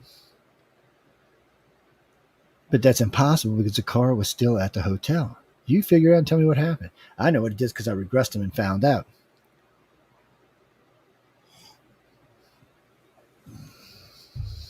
I bet y'all figure it out. It's freaky stuff. But there's lots of stuff like that that shows you that something happened because there's something screwy with time or something's out of it. Here's another one. Lady drives to work 6 months. She's pregnant as all hell, right? And she's for like 4 months, she's craving hot dogs and chili for breakfast. I'm not kidding you. Yeah, and I know she's a good friend of mine. So she said, yeah, every morning I stop and give me a chili dog. There was a little chili dog stand on the highway on the way to work. She's the best hot dog she's ever eaten. Now that I go back and think about it, I think it was a damn abduction place. But anyway, let's just stop. So she stops there every day and gets a hot dog. Okay. So she has a baby. The baby's healthy, beautiful baby. So she's driving to work one morning. She stops and gets a hot dog, right? Just like 6 months after the baby's born, she stops and gets a hot dog. No big deal. On the way to work, she's craving that thing. She said, man, I think I'm pregnant again. So I'm going to stop and get a damn hot dog. So she stopped and got a hot dog. All right. So the next day she's driving to work, and guess what? She looks at the hot dog stand. It's been closed for 4 months. But the day before, she stopped and got a hot dog at that stand. How is that possible? See, there's lots of these little things that are out of sync. So we know stuff happened. So that helps us to go regress a person to maybe find out what's going on, or to have them maybe to relive it so they can figure out what's going on. But regardless, these little things are trigger events that help us to figure it out. It's just like cover memories versus trigger memories. So in the old days, everybody believed they were cover memories, myself included, by the way. This is one of the things I changed with iCar later on after I realized we were wrong and everybody else was wrong. So they're not cover memories, they're trigger memories. So we learned a long time ago that ET does not have to leave any memory in your head at all. They can make it to where you just don't know anything happened at all. You won't even question it. They don't have to leave anything. So when you see a spaceship, especially, or something that's out of whack, it's a trigger memory. And the reason they give you that is because they want you to think about what just happened to you. They want you to remember. You showed some interest on board that ship that makes them think that you can handle it. So they want you to remember. So they leave you little breadcrumbs so that it can help you out. So I've always told people, not everyone can see a UFO because, frankly, if you haven't been taken, you haven't been exposed to it, you're not going to be able to see one. They don't have to let anybody see a UFO, but when you're a contactee, you become exposed enough to them that you see them. You can even sense them when they're close by because they're very high energy. But people who have never seen one, or I should say never been taken, are never going to get to see one. Yeah, think about it. Here's a great case. Phoenix Lights, Phoenix, Arizona. How many people live in Phoenix? What, 2 million people live in Phoenix? How many people saw the Phoenix Lights? 16,000? I don't think it was that many, like 6,000. How is that possible? It was on the news, people on the news talking about the Phoenix Lights, and still only a few people saw it. Because that's probably the contactee base in Phoenix. Mexico City, 24 million people. 1 million people saw a UFO hovering over the city for 24 hours. Okay, the mayor seen it, the police chief seen it, a couple of pastors seen it. It was all over the news. All right.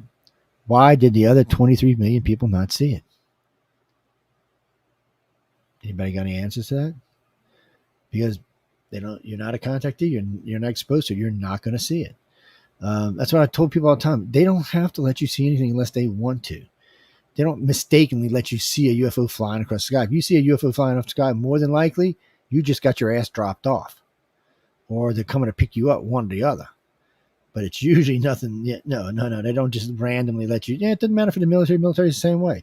What, because you're a jet pilot, you're not an abductee? That's bullshit. I know jet pilots that are abductees. I know fighter pilots that are abductees. I know firemen, police chiefs, politicians. Yeah, they don't discriminate. If your family line was one of the original family lines, your ass is being taken. Hey, Stone Hobbit, how you doing? It's hey Michelle, how you doing? No, it's just the way it works. Well, I like being an honorary ufologist. Maybe I should change my name. It's because people don't like it when I'm right. Do you know how much, if you go listen on the radio right now, I could sit down and get up with a couple of our reps and sit down and go all the stuff we released over the last 2.5 decades, and you could go listen to all these people who say it's their research. You'd crap yourself.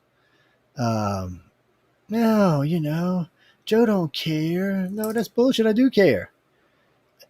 You mean about my own personal research? No, see, that's different because I put it out there because I want contactees especially to know that other people know and you're not going crazy. You've not lost your mind that this shit does happen. Yeah, that's the whole point. I really want people to know. That's what ICAR was founded for, to find out the truth and to give people a place to know they're not alone, that they're not crazy and this shit does happen. No, Bonnie, not everybody who tells us. Bonnie Roberts? I'm about to talk. No, not everybody who, okay. If you're not part of the original family bloodline, however, 2 million, 1 million, 200,000, whenever it happened, whenever they decided to interbreed in with our population, if you're not part of that original bloodline, they're not abducting you. They don't randomly go around abducting people. No, they don't. That's bullshit. Travis Walton. No, I've talked to Travis about this. Oh, yeah. Matter of fact, you want to hear a good archive? Go listen to me talking to Travis. So I said, Travis. I'm like, Mr. Travis Walton, how are you tonight? Did you ever stop to think that they knew you were on the mountain? And you heard Travis go, right, well, Travis, they're aliens. They have advanced technology. I said, besides the fact that truck is so noisy, it's going up and down like this so you can see the lights flashing in the sky and it's making a horrible noise. Just that alone, they knew you were coming. But no, they had already scanned the mountain. They knew you were there. They were sitting on the side of that road waiting for you. They didn't have to be there. There's lots of clearings they could have landed in, but they landed in the clearing next to the road. And only you got out the truck. Everybody else stayed. And you're the one that got zapped, and you're the one that got taken, and you're the one that got handed off to the government. That really freaked him out, by the way. Because I asked him, I said, when you met those two people in those two white suits, were they talking to you? Was it telepathic? Were they talking? He said they were talking. And him and I talked about it. It sounds typical, like a CDC disease control system. Like they were checking him out to see what he was exposed to. And that's not the first time I've heard this. Betty and Barney Hill said this, because I really think Betty and Barney Hill's abduction was a military abduction in the United States. Not that they had been abducted, but that particular one in the United States was a military abduction. It's because that's what the evidence takes you. I don't care what Kathleen says. I've debated this, Kathleen. Matter of fact, on the ICAR website, there is a whole debate between myself, Linda, and Kathleen on this very subject. And yes, she got her butt kicked because she tried to fudge it and lie and change stories, and we already knew the original story. I heard it in Barney and Betty's own words, listening to them on the 16 from, I think I got archives from like 68 all the way up to like 72 of them talking about it. I had the original Simon's tapes, still do somewhere on some hard drive somewhere. I still have them somewhere. Oh, God knows where now. I've got 40 terabytes of stuff now, maybe 50 if I look around. Oh yeah, every computer has at least 10 terabytes these days. And then there's backup hard drives that are 10 terabytes, 5 terabytes, 10 terabytes. There's a couple of those, about 5 or 6 of them. So there's just information all over the place. Yeah, I need a main server is what I need. A big storage server. But that's the whole point, though. So we know that the aliens do these things because they learn from us. So there's a couple of things like missing time and a few other things that we realized helped us to understand that people were being taken. They adjusted the way they did things according to us. And it took us a while as researchers to figure out what the hell they did, why there was no missing time cases. There's hardly any missing time cases anymore. Oh, they're always watching. You know, Stone, that's what they do. They, especially the Greys. The reptilians and humans do it too, but the Greys, they keep, I call it a soft telepathic connection. It's a low powered connection, but you can feel it. It's always in the back of your head. Anytime they get around you or close, it gets more powerful. So you know they're coming. You can sense them. A lot of contactees tell me it makes them feel sick to the stomach, but most of them now, well, let me rephrase that. Most abductees tell me it makes them feel sick to the stomach. Most contactees have learned how to deal with it. They just know they're coming, so they start preparing themselves for the abduction or the taking, whatever, however you want to look at it. It's but you know, they taking us for the reasons they're taking us, for breeding programs, for interbreeding programs, for other programs. Martha. Oh no, you're not my friend Martha. I can tell by the way you're writing. No,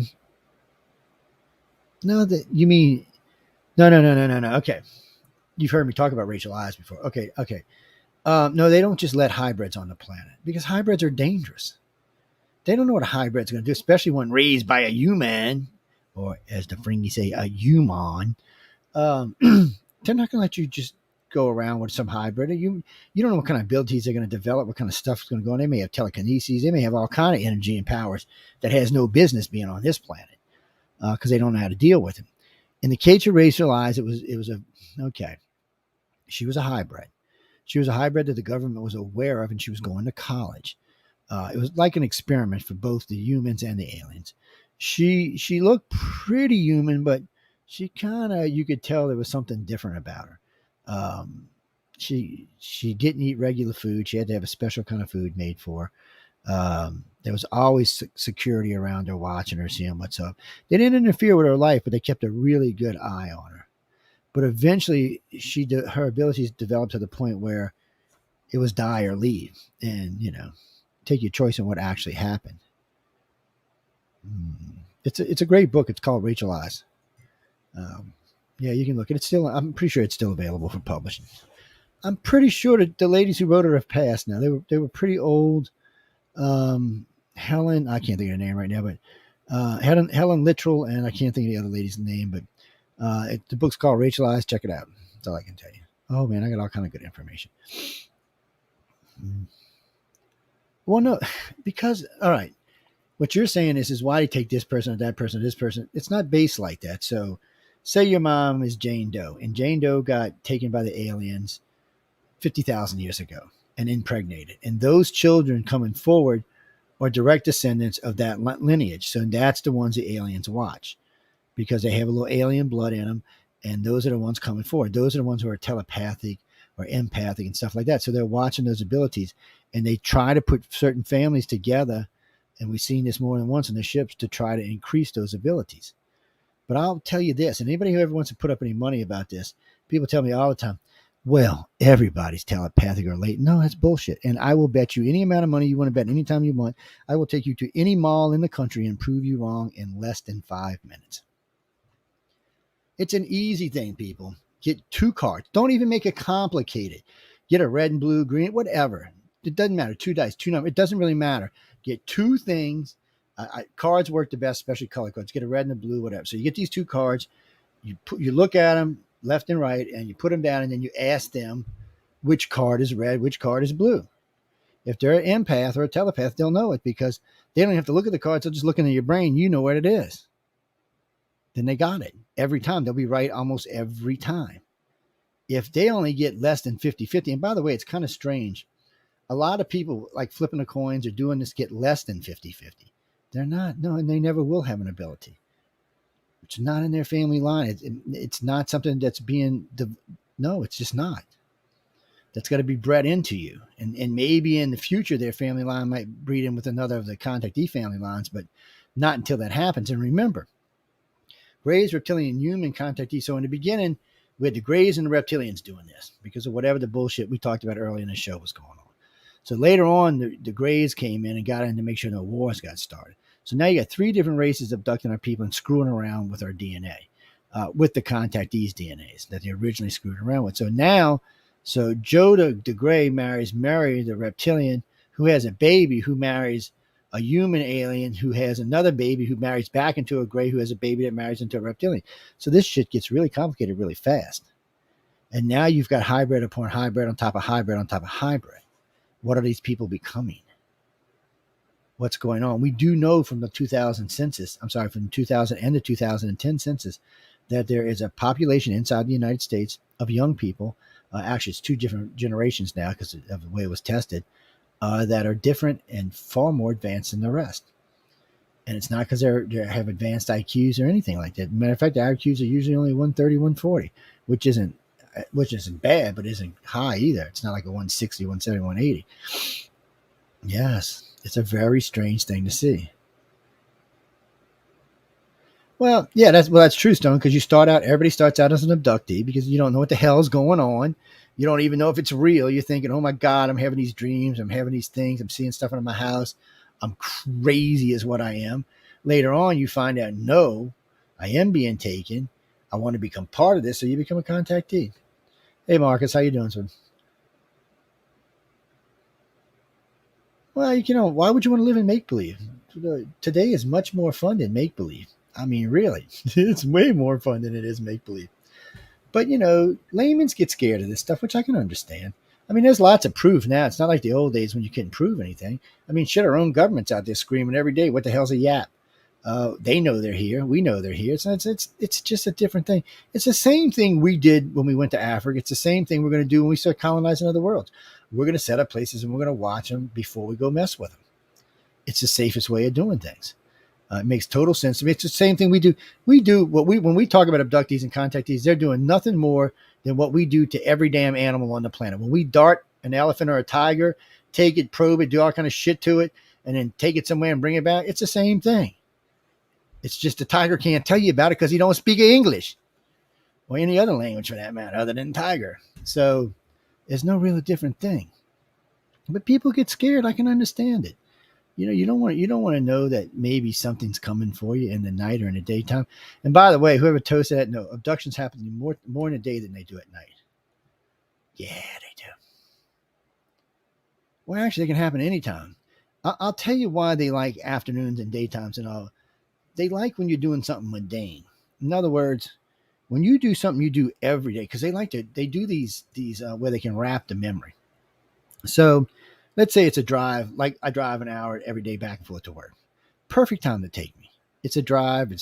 Nothing's going to happen, or if something happens, they can put it in there. But yeah, perfect time to take me because I'm not, as long as they take one of those drives I've driven before, nothing, special, just an afternoon drive, I'll never notice it ever.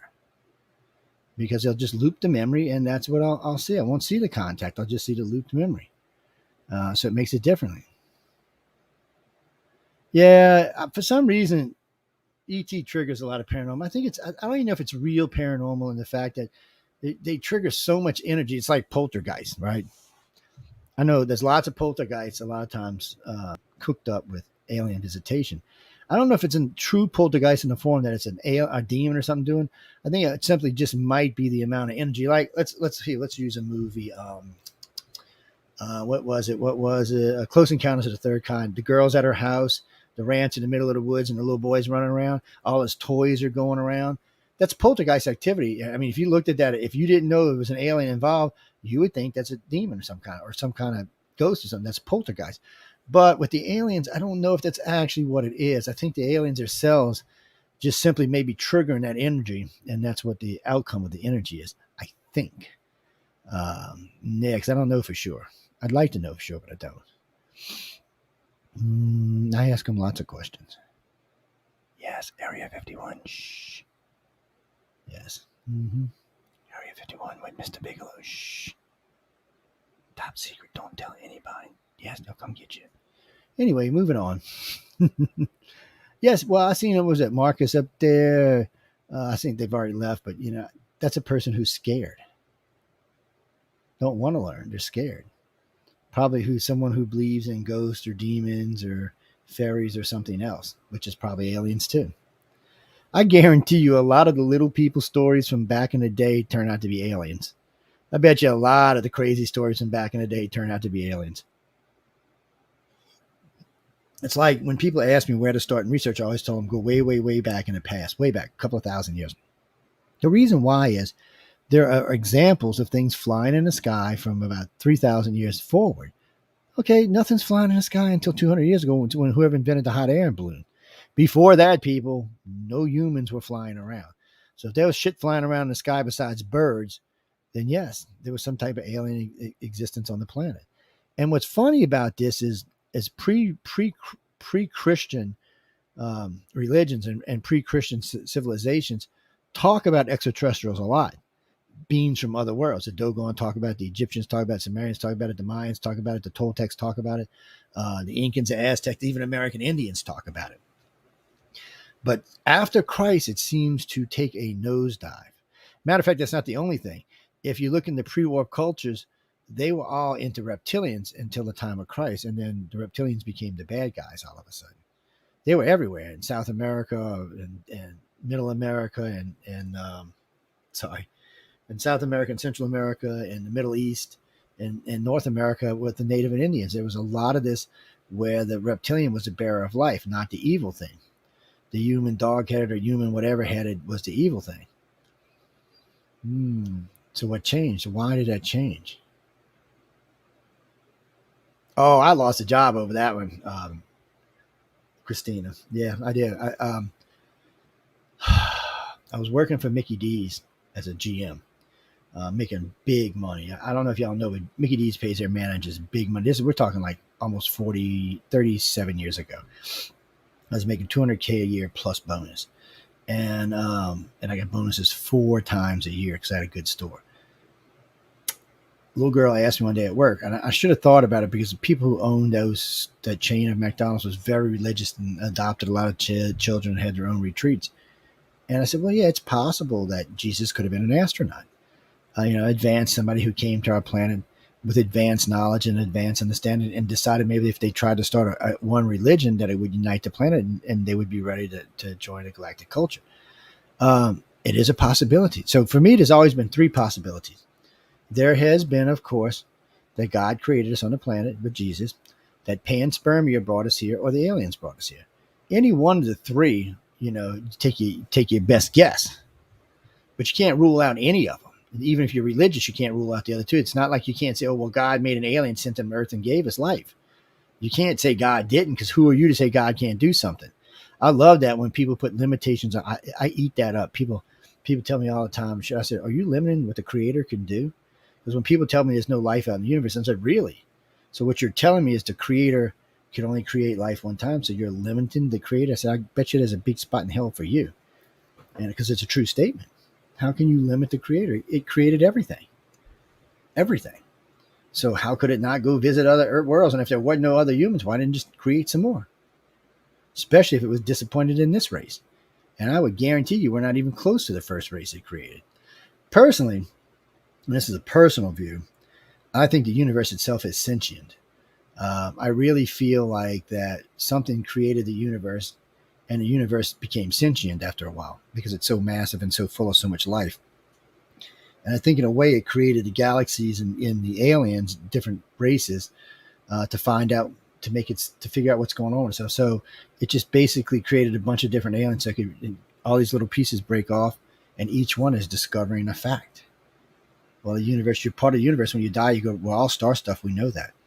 So we go right back to where we came. It absorbs the information. It's just a theory, people. If anybody gets mad at me, what we got questions? Hold on. Well, me and Ghost have a problem. All right, you're gonna get me in trouble, Marcus. I'm telling you. Okay, I got this thing about ghosts. I think that they're dimensional bleed through. Maybe not all ghosts, but a lot of ghosts I think are dimensional bleed through. Or just when the two dimensions veils are rubbing up against each other, sometimes you see something across. And the reason I say that is I've talked to a lot of people who have seen their parents after they died, but it's always some weird shit when they see them. Oh, my dad was wearing an orange shirt. He would have never wore that. Or his hair looked like it was blonde. My dad's hair was dark brown.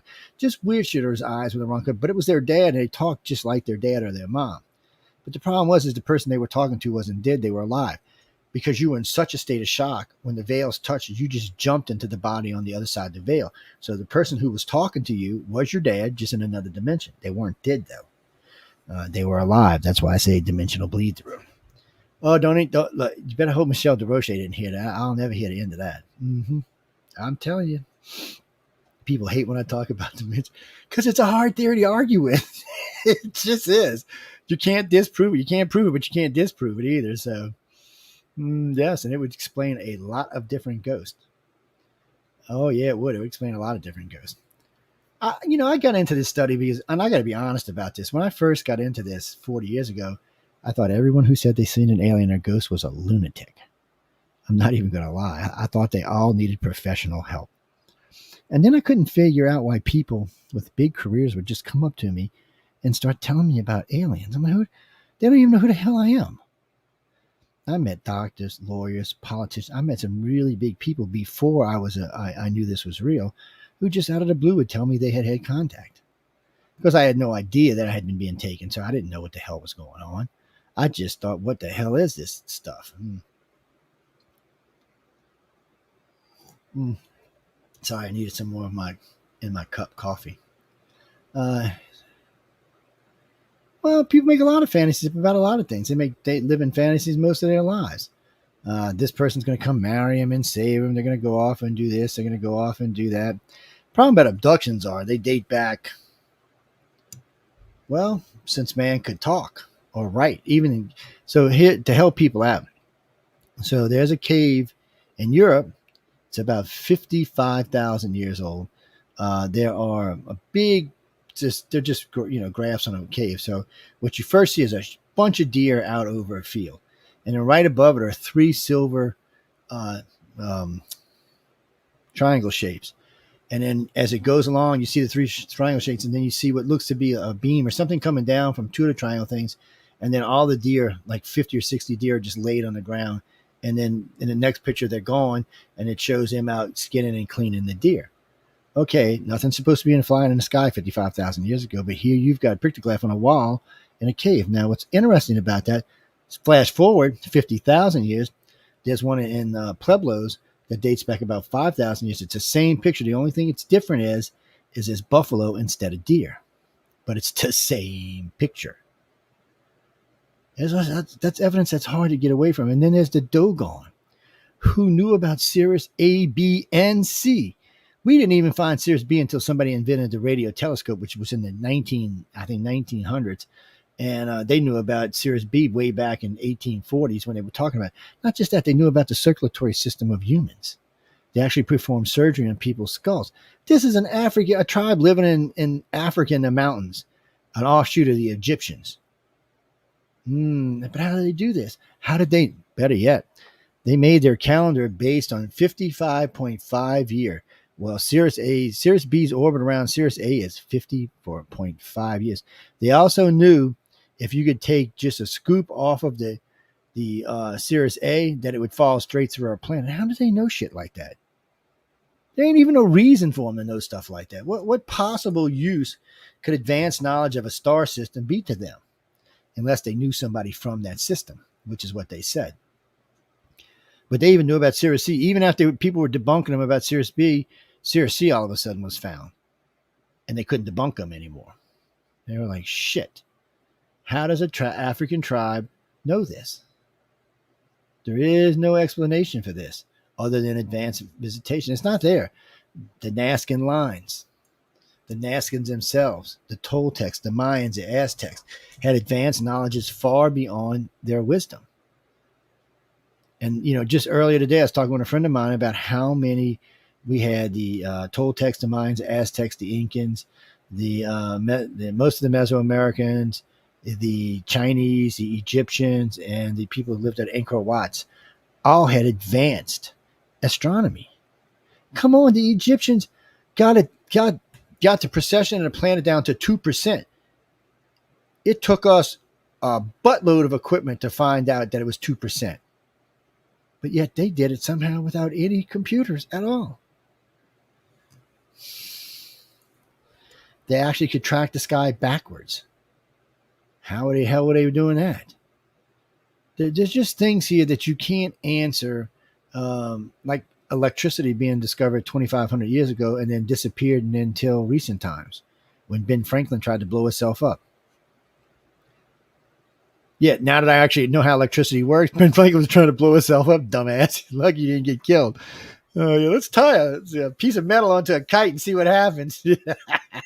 He's lucky to be alive. That's all I can say about that. Oh, yeah, well, that's a dumbass thing to do, really. But he didn't understand electricity like we do today. And then there's Tesla. There's just things that are out of sort with the world. And then there's O-parts. And if y'all don't know what O-parts is, it's out-of-place artifacts. That means parts that are found in places it's impossible for them to be found. The most recent one was a cog. A cog is a gear, basically, found in a coal bed that's 11 million years old. And it was found at the bottom of the coal bed. There's no way for it to have gotten there and not been compressed into the coal without being there before, when it was liquid, when it was magma, whatever it was. Yes, 11 million years. So did 11 million years ago somebody else advanced live here? See, that's a problem for humans. We're too skeptical for our own good. We never stop to think that other worlds may have visited this planet in the past when there was no one here. They may have came here when the dinosaurs were here. They may have came here in between. It may have been a great place to come. It might have been like a big galactic park at one time. We don't know because none of us were here. Then there's the Pravda cover stone. I love this one. This thing dates back 120 million years. It's a cover stone of an aerial view of a valley. Okay, an aerial view of a valley 120 million years ago. They've already proved the stone is real and everything's real about it. So they found this thing. They looked at it and they realized it was a resource map that showed a valley from a view above. And at least, they estimated at least a couple of 1,000 feet above the valley to be able to see because it was a huge valley, to be able to see the entire valley so they could see all their resources and where they were hidden. So this map was made for somebody who was looking at the valley from above. Who the hell was doing that 120 million years ago? I want to know who the hell it was and why we want to talk about it. See, that's the problem with out-of-place artifacts. Scientists never want to talk about them because there is no explanation for them at all. It's like the guy who took grape juice and and created electricity to do gold plating 2,500 years ago. Really? Okay. Who told you that? Might have just been an idea. Yeah. Maybe they seen something else that gave them the idea. But the problem with all of these things there's no conventional explanation for them. You mean the battery? There was 2 batteries found. There was one found in a geo. The one found in a geo, by the way, was a hoax. And then there was another one found inside of, not a geo, just inside of a rock itself, but that one wasn't a hoax. Yeah. You know what? They weren't lithium. They were, whatever you call them, cell batteries. 2 of them looked just like the big D batteries, the old ones we shoved in everything in the old days. They look like those. It's almost like some of this stuff, you know what, Marcus, it could be. Somehow or another, some of this stuff could have been time traveled back in our past. I mean, we talk about the Bermuda Triangle and Devil's Jaw all the time. Could they be portals? Maybe they are. Speaking of that, on a side note, on an interesting note, did y'all know there are places on Earth that you can defy gravity on? That things will roll uphill and stuff? Did y'all know that? There's 2 in Canada alone, 1 in the United States. Mm-hmm. There's one place, I think it's in Australia, that you can actually feel yourself wanting to lift up off the ground. Yeah, so gravity don't always act the same all the way across our entire planet. I know it's interesting stuff. I'm a science geek. What can I say? And there's nothing good with a good horror film or a good science sci-fi, Marcus. And I agree, some people do take it to the extreme. That's why ICAR has abduction criteria, because a lot of people like to lie. And a lot of people are needy. You know, I used to not like to do hypnosis, and I still am not a big fan of using it all the time. I do use it because it comes in handy with some people, but we're so strict about the way we use it. And you can't ask any upfront questions. So I'd come in and say, all right, and I put Stone under, and I would say, Stone, tell me what happened on March 25th at 8 p.m. on whatever year. And then I'd let you tell me forward, and then I'd ask you to tell me backwards. Then we'd stop everything, take all the video, all the audio, get you on a hypnosis. We'd sit down and listen to everything, and then we'd formulate a line of question based on what you had said in that interview. If there were strange beings seen or strange craft seen or whatever, we'd set up the line of questions on it. Because I can't say, hey, Stone, did you see an alien? No. I can say, what can you describe what it is that you're looking at? Is this a person, a being, or what is it? Can you tell me what it is? Can you describe it? That's what I want. And I want you to describe it to me. I don't want to describe it to you. Same thing with the ships or anything else for that matter. Because if you're truly a contactee, you'll know it. You'll talk about it, you'll see it, and it'll flow right out of you. But in all fairness, Laura Lee. Huh? Oh, Laura Lee. We got a host named Laura Lee. Oh, I pronounced it wrong? It just looks like the way my host spells her name, and we call her Laura Lee. Okay, so you... I'm just going to leave that alone. Laura Lie. I see you made the big I. I got you. No, that's fine. Aliens love you all. Mm-hmm. As far as we know. No, Joe Biden is not an alien. That moron. Give me a break. I'm not even sure if he's sentient human. He might be one of them dumbass humans from the past. I don't know what happened to him. He used to be brighter than that. Mm-hmm. I've never disliked Joe Biden. I really had never paid that much attention to him. As president, I don't have a choice because he's just screwing my country up. But I'm not blaming it all on him by the way either. So there's other things involved here. No, hypnosis works. I mean, it's a good thing. It's just you got to be strict. So if I agree to hypnotize somebody, first off, they've got to have somebody with them that they trust. I'll have somebody here with me. Or if I'm on location, I'll have somebody there with me. Then on top of that, I will be running a audio. And I also ask that you bring your own tape recorder, mainly audio, so you can run your own audio file. We want that as a backup. I'll have the video running. These days, now that we have StreamYard, we'll have it running as well. So we'll have 2 video backups. And we'll have the voice stress meter running in the background. So you'll see a computer here, computer there, and then there'll be a voice stress meter there. So as you're talking or going through this, I can watch the meter, because the meter will help me also to direct the questioning. So in other words, if you're telling me, oh, Joe, I've seen this and that and everything, and that meter's doing this, your ass is lying to me. Okay. Even under hypnosis, there's going to be spiking in the meter because you're going to be reliving it. Unless I take that away, unless I go in and take the fear away or the exhilaration away, it'll still be there even under hypnosis. So you're going to see that, the meters show you that. So that helps you to figure out where to go next with the question or how to ask the next question. Stone, don't make me beam you up, chick. I'm talking to somebody in the chat. Well, we got like 3 different groups of chats going on tonight, so it's a little confusing. Look, people, I can tell you this. Just because you think you've been abducted doesn't mean you are. If I was getting ready to say this a minute ago, so in first case abduction cases, when under hypnosis, about 35, maybe 40% turn out to be contactees or abductees. The other 60% are not. They turn out to be a lot of different things. Some of them are child abuse or child molestation. Some of them are other things that have happened in your life. A lot of times it's a trauma, whatever the trauma is, that you just don't want to relive. So you turn it into an alien abduction. So, I always wonder what kind of trauma that you feel like you need to become an alien abductee to hide that trauma from yourself. There's some pretty horrific ones. And I'm not a psychologist. So all I can tell a person is you need to see a psychologist. That's our professional advice, is that you see a psychologist. If you don't turn out to be an abductee and you've got this going on in your head, because once it's out, it's out. And it's another thing we tell you. Remember, once I hypnotize you and release this, it's out. There is no putting the genie back in a bottle, my friend. It's out. You got to deal with it. So you've got to be damn sure you're ready to deal with whatever comes out of your head. And it could be, like I just said, a lot of different things. So you have to be emotionally and stable to deal with this. If you're not, it's going to wreck your life. And again, I'm not a psychologist. I can be a good friend, but I'm not a psychologist. Don't want to even be a psychologist. Oh no. I deal with enough crazy people without being a damn psychologist. I don't want to be one. But you have to be emotionally and physically prepared for this. And a good hypnosis session can run anywhere from 2 or 3 hours to 10, 15 hours, depending on what's going on. We'll break them up sometimes. When I know the longest set I think I did was with Frenchie, which was 4 hours a day for 10 days. So it's 40 hours of regression. Yes, it was a lot. And a lot of weird shit happened doing that. We're pretty sure at least twice we got taken. There was some other stuff that went on. It was a very intense. It was very intense. Well, when you get into this kind of stuff, it is. Well, to date, probably 300 or 400 people.